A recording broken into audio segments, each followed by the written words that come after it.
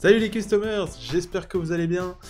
Aujourd'hui, nouvelle vidéo en mode fête foraine. Je vais vous montrer deux structures que j'ai fabriquées récemment. En fait, concrètement, c'est pour la kermesse de l'école de mes enfants. Il n'y avait pas énormément de jeux et d'activités. Du coup, je me suis dit que j'allais créer des trucs en mode fête foraine pour amuser les enfants et voilà, que tout le monde s'éclate. Alors malheureusement, j'ai pas filmé tout le processus de fabrication des deux jeux. Mais voilà, je vais essayer de vous expliquer vraiment en détail tous les matériaux que j'ai utilisés, l'outillage aussi.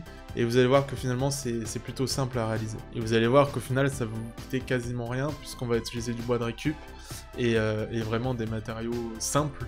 Donc là chaque structure me revient environ entre une quinzaine et une vingtaine d'euros. Des jeux comme ça dans le commerce, je pense que ça coûte plusieurs centaines d'euros, clairement. Je sais même pas d'ailleurs si ça peut se trouver comme ça à l'achat. À mon avis, c'est vraiment réservé aux forains ou aux gens qui font partie de la fête. Donc c'est parti, je vous montre les deux jeux et je vais essayer de vous expliquer au mieux leur fabrication.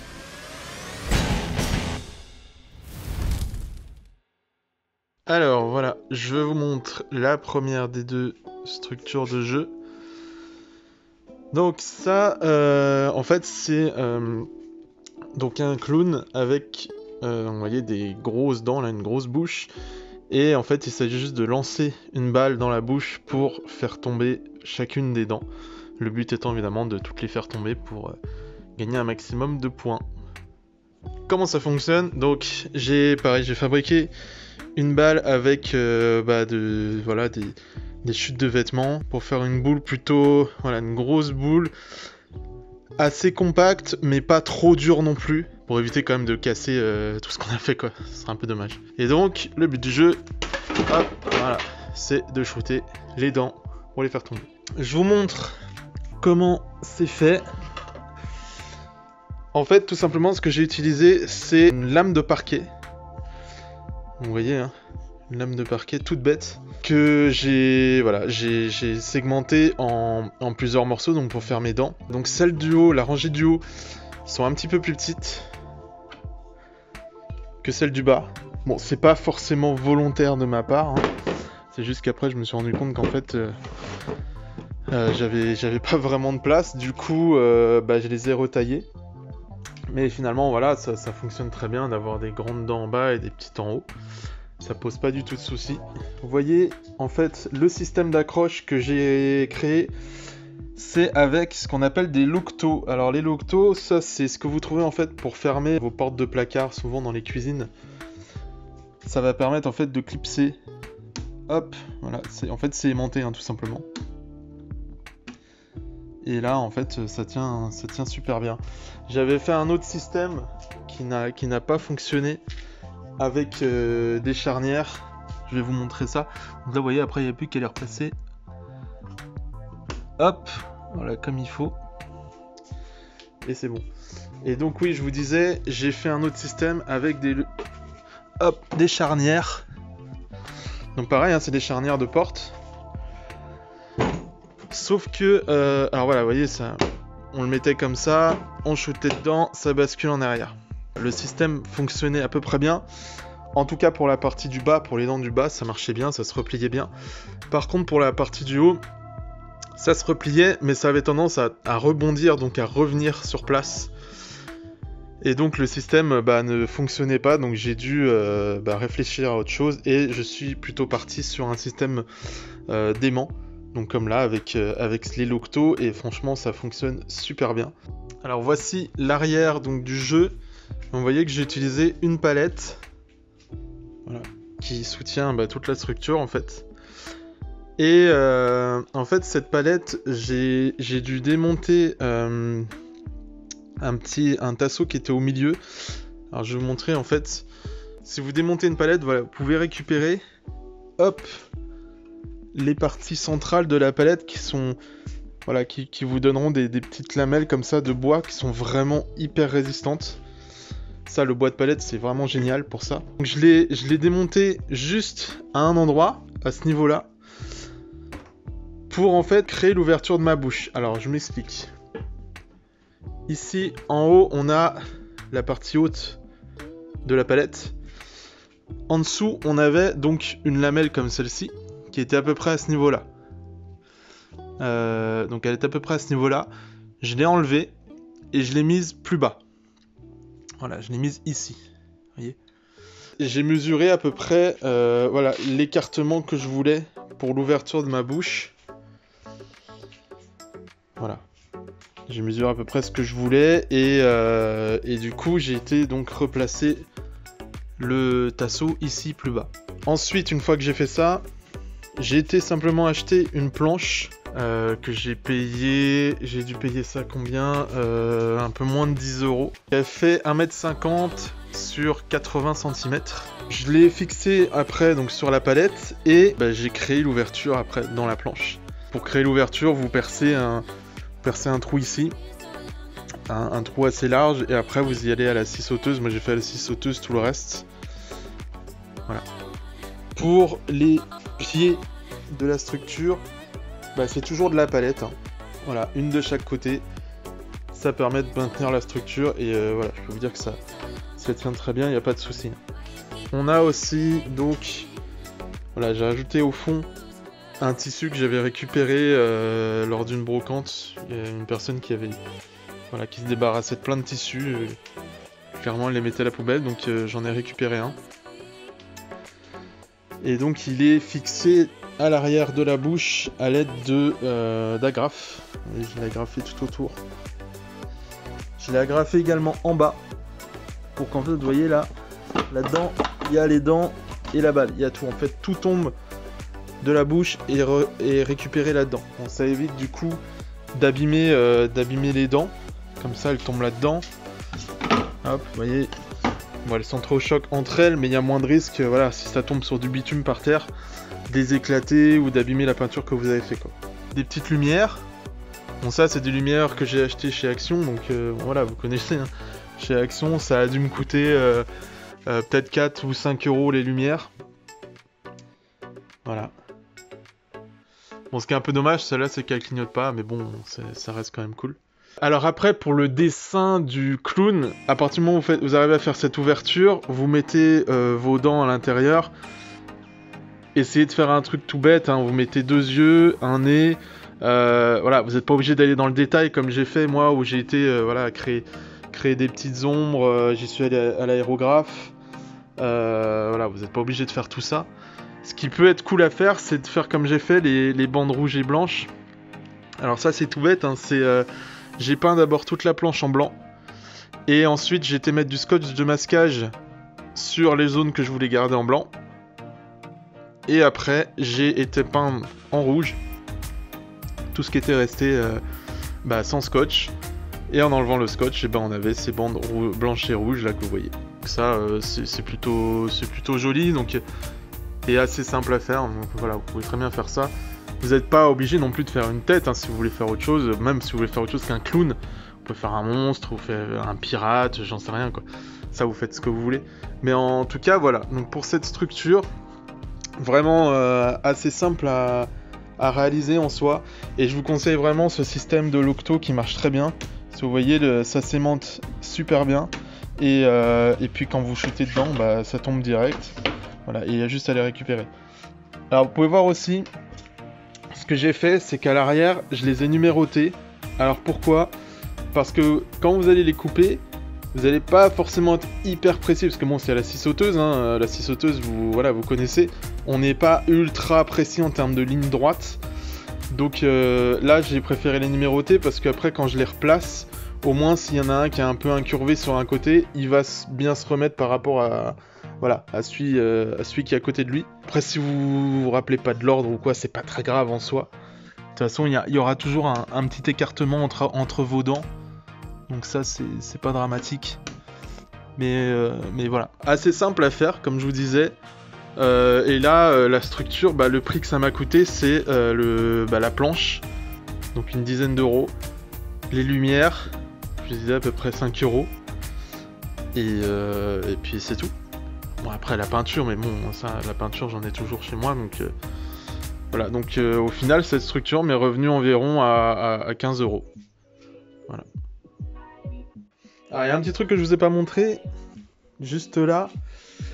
j'ai installé un petit haut-parleur à détecteur de mouvement. Ce qui fait que si il y a quelque chose qui passe dans la bouche, voilà, il y a un son qui sort du haut-parleur. Donc après les sons, c'est vous qui choisissez ce que vous mettez. Hein. Vous pouvez mettre plein de trucs comme vous voulez. Bon, après faut que ça marche. Voilà.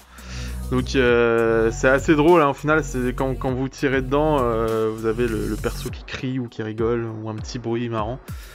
C'est assez fun. Et en plus, vraiment, c'est vous qui gérez les sons que vous mettez à l'intérieur. Donc voilà comment ça se présente. Ça, je l'ai acheté sur Amazon. Un petit haut-parleur à détecteur de mouvement, donc la lentille est juste ici. Vous avez différents... le volume se gère, en fait, vous avez off en bas, volume moyen au milieu et volume élevé en haut.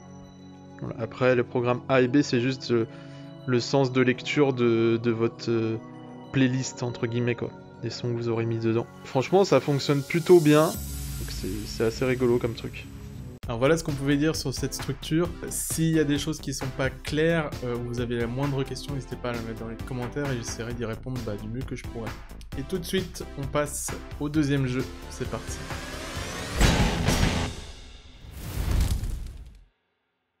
Alors voilà le second jeu.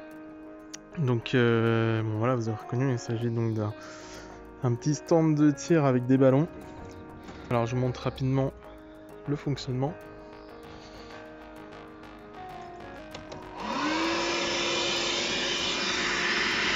Voilà.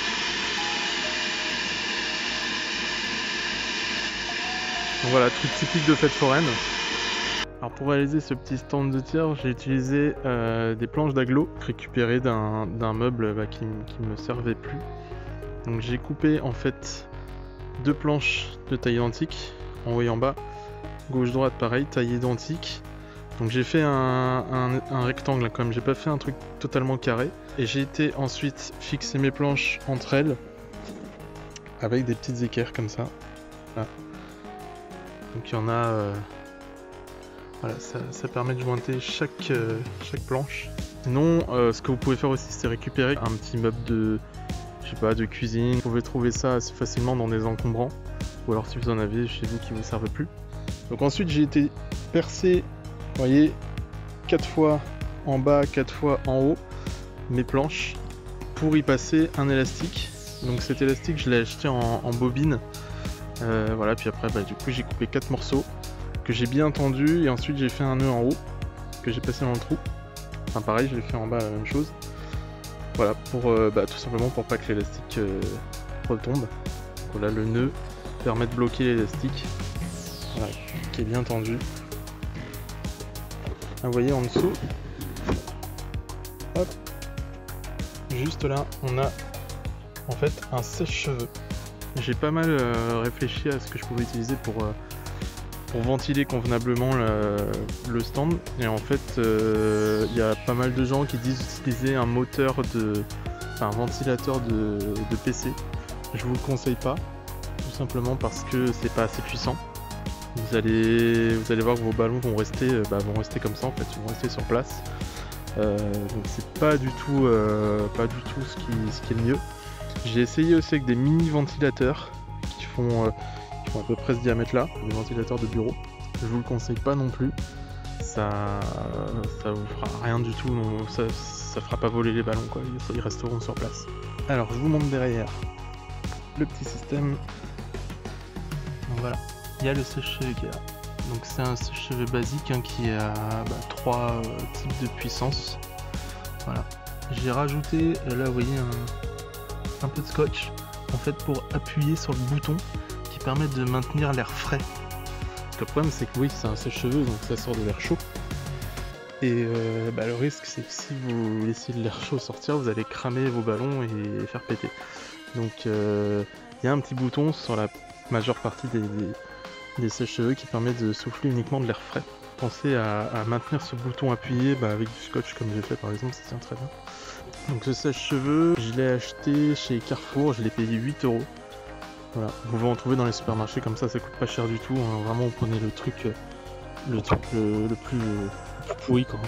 pas besoin d'acheter un truc de marque qui va vous coûter un bras. Là, vous prenez vraiment un petit sèche-cheveux tout bête et ça fera entièrement l'affaire. Voilà. Donc le sèche-cheveux c'est le meilleur parti pris je trouve pour réussir à faire voler vos ballons correctement. Vous voyez aussi que je l'ai mis sur le côté. Je ne l'ai pas mis au centre. Et pareil, je l'ai mis en bas. Alors pourquoi de cette manière? En fait tout simplement parce que vos ballons, ils vont pouvoir comme ça, ils vont pouvoir retomber.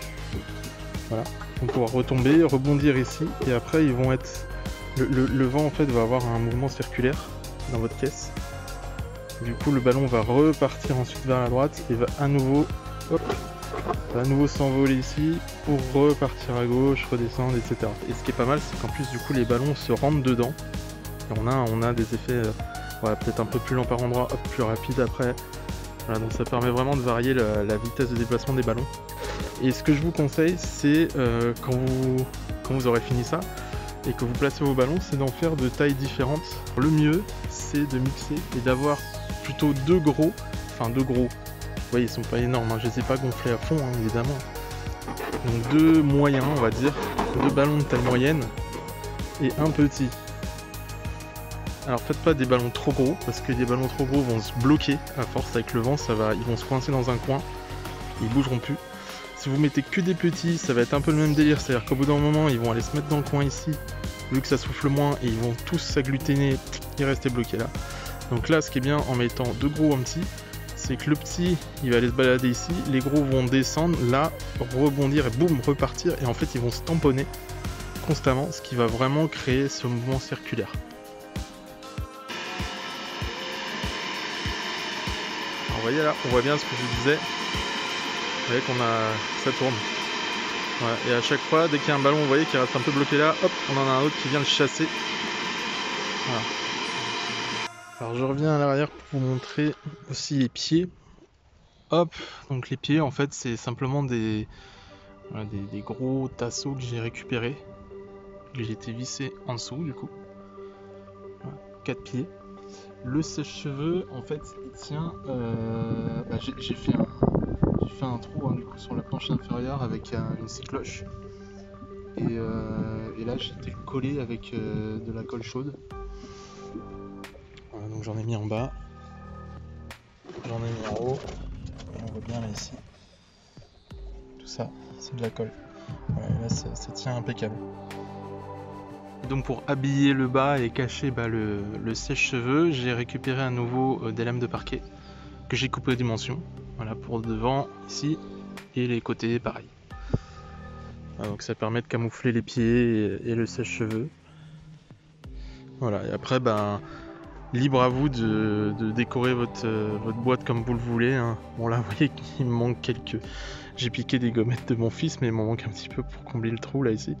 Donc il va falloir que j'aille en récupérer d'autres. Voilà, de ce côté c'est terminé. Et pour rendre le truc encore plus cool, j'ai rajouté une bande LED qui fait tout le tour au fond. Qui repasse en bas là ici, derrière, hop. Et j'ai récupéré ici avec un trou qui ressort par là. Voilà, et là j'ai mon branchement. Ça s'active avec la petite télécommande. Voilà, donc avec plusieurs effets. Donc ça pareil, hein, c'est une bande LED achetée chez Action. Ça m'a coûté moins de 10 €. Je crois qu'il y a à peu près 3 mètres. Donc bon, c'est un peu trop, vous voyez, j'ai été obligé de fignoler un peu derrière. Je vais vous mettre une vidéo juste après pour que vous voyez ce que ça donne.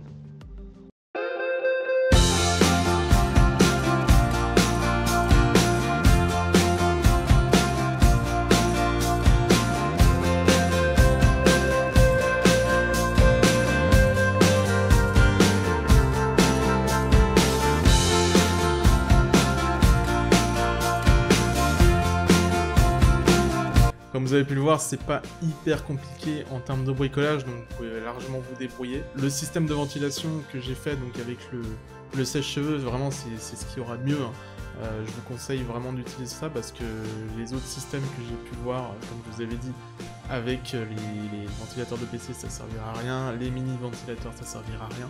fait, il faut vraiment que ça souffle. Un gros ventilateur, le problème c'est que pour mettre ça en dessous de votre caisson, voilà, ça va être un peu énorme. Vraiment, le meilleur parti pris, c'est le sèche-cheveux.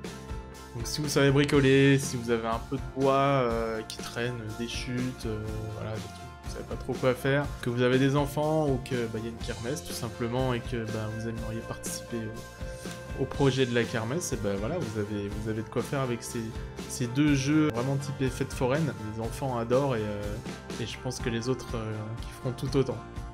Voilà, écoutez, c'est tout pour cette vidéo. J'espère qu'elle vous aura plu, qu'elle vous aura donné des idées, peut-être pour faire d'autres jeux de fête foraine. Moi, je vais sûrement en attaquer d'autres ensuite. Peut-être une pêche au canard, peut-être un jeu de fakir avec le jeton qui tombe, avec plein de petits clous partout. Voilà, je vais essayer de faire ça. Je mettrai sûrement une vidéo pour vous montrer le processus de fabrication. Comme d'habitude, le gros like si la vidéo vous a plu. Abonnez-vous à la chaîne si ce n'est pas encore fait. Et puis voilà, je vous dis à très vite pour une nouvelle vidéo.